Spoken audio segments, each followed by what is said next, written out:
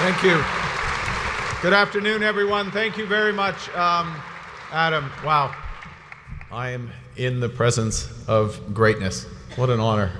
It is a great honor. I get to do things like say the following. On behalf of all Canadians, congratulations and thank you. Thank you for what you've done. Wow. I'm going to tell you a few things you know. Long nights, late nights, long days, discipline, sacrifice, relentless spirit. You rose to compete at the very highest level. For 128 Canadians, this was the first time you competed at the Olympic or Paralympic Games. At Milano Cortina, you showed the world the very best of Canada. Remember that sound as you walked into the stadium for Canada. Remember what you delivered for Canada. You made us all so very proud. You brought home 36 medals, 8 gold, 11 silver, 17 bronze. But behind those numbers, as impressive as they are milestones, stories of personal, remarkable feats. Our Paralympic wheelchair curling team not only won gold, they made history becoming the first curling team to go through an entire tournament undefeated, finishing with 11 wins, 0 losses.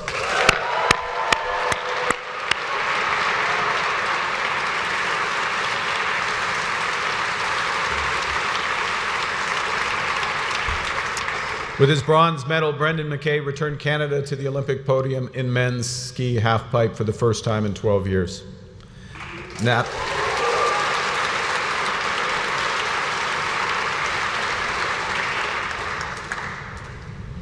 Natalie Wilkie brought home not just one, not just two, not just three, 4 medals from the Paralympic Games.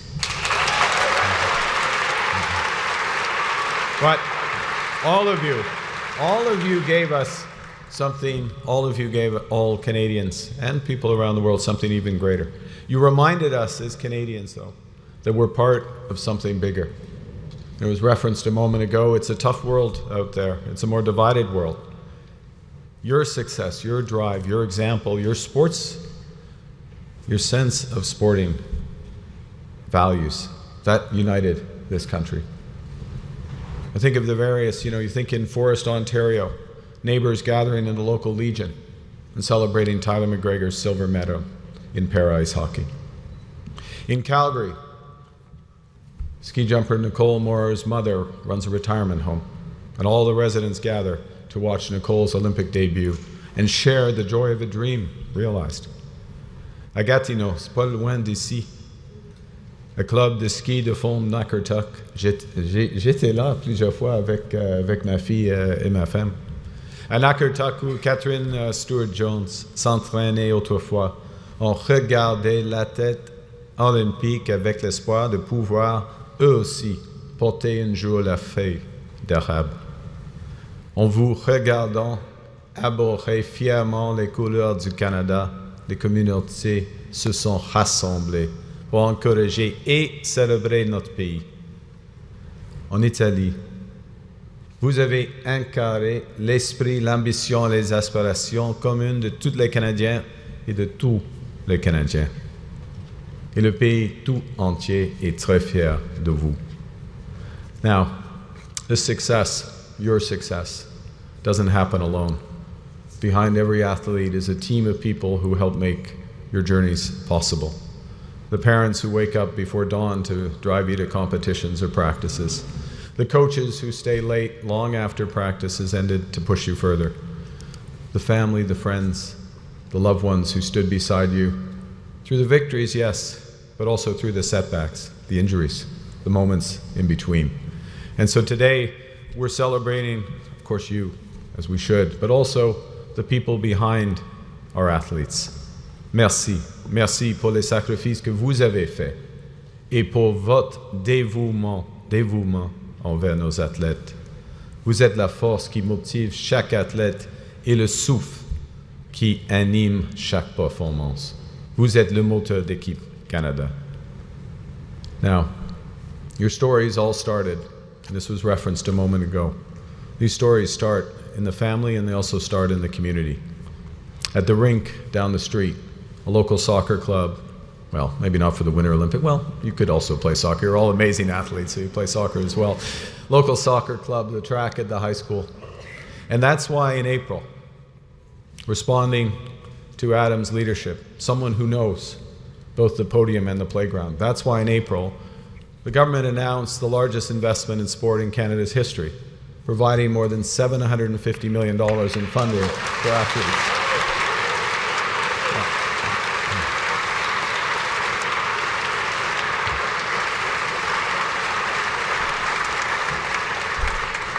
We salute you for being at the podium. We salute you for being at the highest levels. But as you know, we want everyone to be a part of sport. We want full participation in sport. Your sport's played everywhere by everyone. You've just inspired the nation. We want that, translate that inspiration, particularly amongst the young, into activity. So that means building new pools, gymnasiums, ski trails, tennis courts. We have something called the Build Community Strong Fund. You know, we're building big things in this country, big ports, high-speed rail, hydroelectricity, renewables across the country. But the most important thing we're doing is building in the community, anchoring much of what we're building in the community around sport, because as you know, sport brings together. Sports teaches excellence, it teaches teamwork. So we're working. And this is separate, by the way, from that $750 million. The separate $750 million is for the athletes. It's for the participation. This is over $5 billion for the actual facilities. So the next generation of athletes can play, train, and one day, some of them, and it's a very rarefied group that makes it into that unique hue of brown that has been chosen by Lululemon for our athletes, which I kind of like. I don't know, I'm interested in hearing what you thought about the outfits. No one else has it. It's only the few, the proud, that wear that. But they all learn something as being part of that. C'est dans les centres communautaires que bon nombre de nos futurs athlètes feront le premier pas sur le long chemin qui les mènera aux Jeux olympiques ou paralympiques. C'est là que les jeunes athlètes prennent confiance en eux pour la toute première fois grâce au sport. Et c'est là qu'ils se rendent après avoir regardé vos performances, en espérant qu'un jour, ils feront eux aussi partie d'Équipe Canada. C'est ça le pouvoir du sport. Et c'est ce que notre gouvernement a choisi de développer. Now, I'll make one other sporting reference, because within a month, Canada will welcome athletes and fans from around the world as we co-host the FIFA World Cup. So it's one thing to have the big games in the stadiums in Toronto and Vancouver, but more importantly, equally as importantly, is having full participation. So we've just announced last week that we'll support more than 330 communities across the country to celebrate soccer and our country in soccer, from live match viewings to soccer-themed programs, so all Canadians can come together and cheer on Team Canada.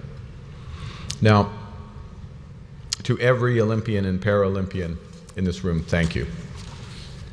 I hope you are extremely proud of what you've accomplished.